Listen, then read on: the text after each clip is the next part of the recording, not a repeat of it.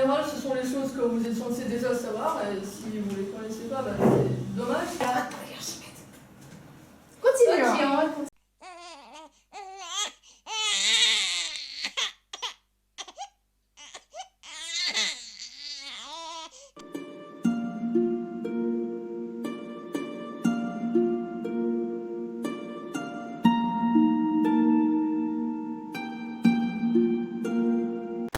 Dilatation et contraction. Donc la dilatation, c'est quand le volume va augmenter et c'est généralement, je précise, quand la température s'élève.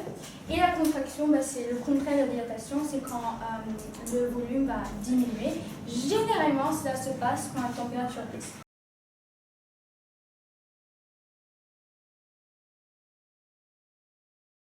Quand il est froid, les molécules du fer sont très rapprochées. Quand il est chaud, les molécules s'écartent, elles prennent beaucoup plus de place. Voilà pourquoi le fer prend du volume quand il est chaud. Petite anecdote, nous remarquons que la tour Eiffel, en été, elle est environ 5 à 6 cm plus haute qu'elle l'est en hiver.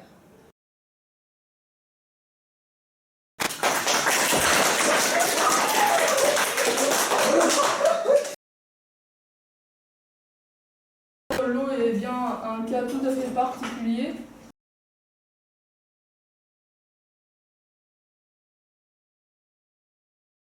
Pourquoi? C'est pas compliqué. Moi j'ai compris, vous allez comprendre. On va s'intéresser d'abord à la géométrie de la molécule d'eau. La molécule d'eau est bien constituée d'un atome d'oxygène et 2 atomes d'hydrogène. Vous voyez bien qu'il ne s'agit pas d'une molécule linéaire, mais en revanche d'une molécule codée.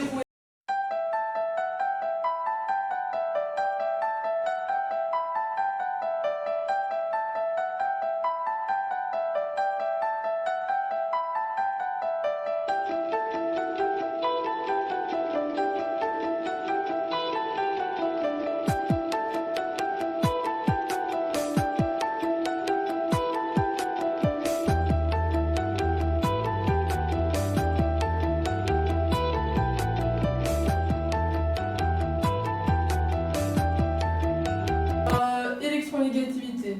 En général, ça représente la capacité à attirer les électrons vers...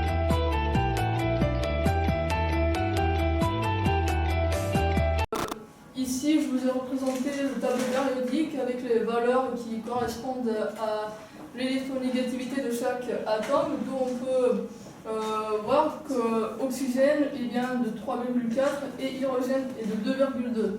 Oxygène il est plus fort entre guillemets, c'est lui qui va attirer un peu plus les électrons. Il a maintenant un peu plus d'électrons que d'habitude, on dit qu'il est en excès d'électrons, donc s'il est un peu plus négatif, il est bien négatif, d'où le moins. Et si en revanche les hydrogènes sont un peu moins négatifs, donc ils sont quoi? Ils sont un peu plus positifs, ce qui fait que les deux plus apparaissent.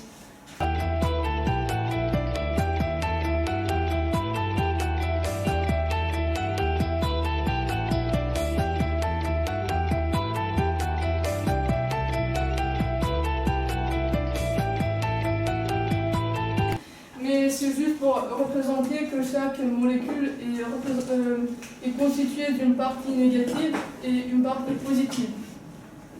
Ce qui fait qu'on rapproche une baguette électrisée. Donc pour rappel, ça veut dire que les électrons sont orientés vers un certain point, donc ici.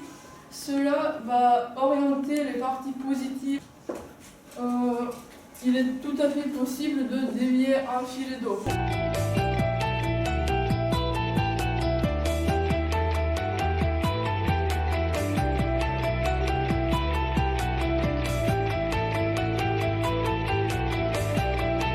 L'état liquide, il y a aussi des liaisons qui se forment, les liaisons qu'on appelle intermoléculaires, qui peuvent relire plusieurs molécules. Mais quand la température est trop grande et trop haute, c'est à cause de l'énergie cinétique de chaque molécule, ces liaisons se forment mais s'arrachent aussi très facilement. mais quand la température baisse, ces liaisons intermoléculaires peuvent se produire, peuvent se mettre, et cela fait qu'on obtient quelque chose qu'on appelle une structure cristalline.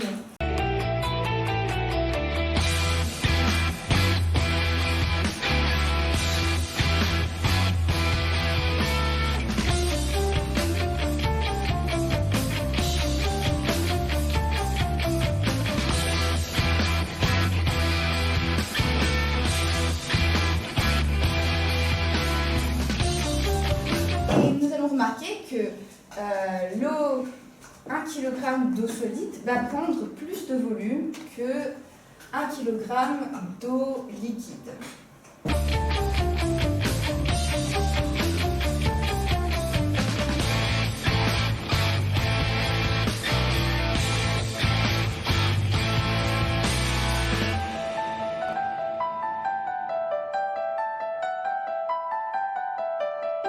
Donc, pourquoi les objets flottent dans l'eau? Je pense que tout le monde se rappelle de cette magnifique formule pour calculer la masse volumique. Donc, rho est égal masse sur volume. Donc,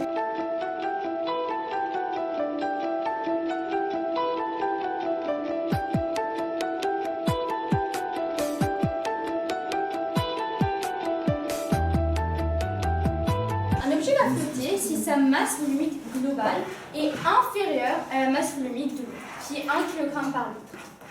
Et il ne va pas flotter, il va couler donc si sa masse volumique est supérieure à celle de l'eau. Donc voilà des exemples. Donc ici l'objet coule, il est au fond.